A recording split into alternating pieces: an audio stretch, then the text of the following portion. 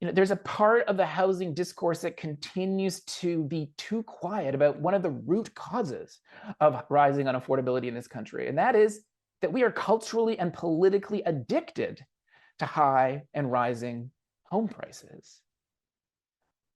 Many, many regular Canadians are entangled in the expectation that home values are likely to rise, and they organize their behavior and their plans financially accordingly. And that then sustains a system that results in home prices continuing to rise. And so one of the key observations we make at the Gen Squeeze Lab is that we need to break that cultural addiction. And the first step in tackling any addiction is acknowledging the problem.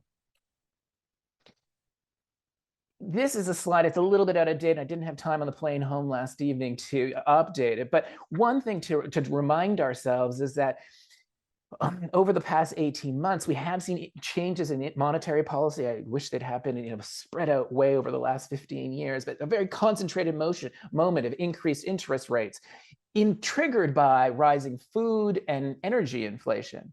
But as those interest rates rose, we did see, unsurprisingly, a shallowing of home prices, like this steady, relentless increase paused for a moment. But unfortunately, we don't see a real celebration of that stalling of home prices, of that moderation and the relentless growth. And I want to draw our attention to the fact that we're not celebrating that enough reflects our cultural addiction.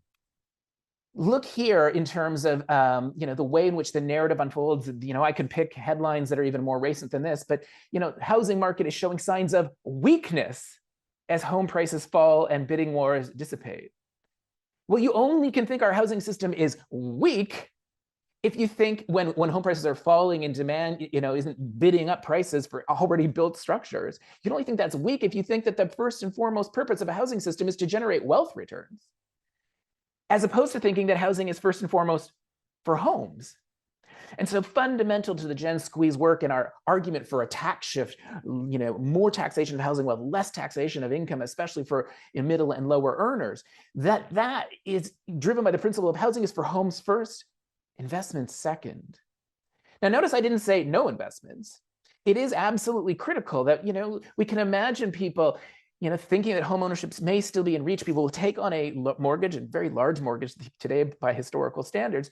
And if over 25, 30, and 40 years, they're paying off that mortgage and now they have that equity, well, that's a kind of interesting forced savings piggy bank. That kind of equity accumulation may be very reasonable. But if that accumulation by paying off one's mortgage goes hand in hand with the expectation that home prices, one's own home is going to go up by 50%, 100%, 150%, 200% on top of that, well, now we're just trying to extract wealth windfalls from a housing system that is not your typical commodity.